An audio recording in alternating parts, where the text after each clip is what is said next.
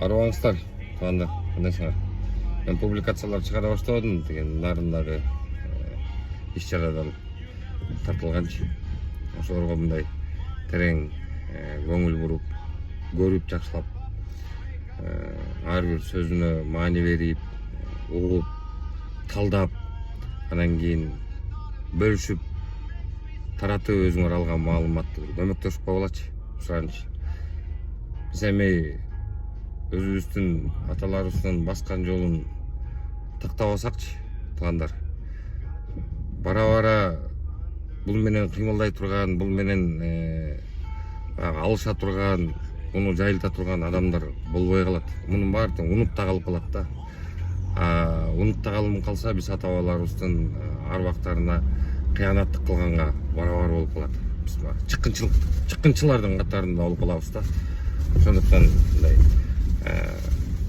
интересом, живой интерес болуп, алган маалыматыңарды башкаларга да жайылтып, эми да мен түшүнүп атам силерди. Айтышыңар мүмкүнсүңөр, жакпаса же биз аны кабылдабасак, анан сен бизди кыйнай бересиңби дегендер дагы чыгышыңар мүмкүнсүңөр.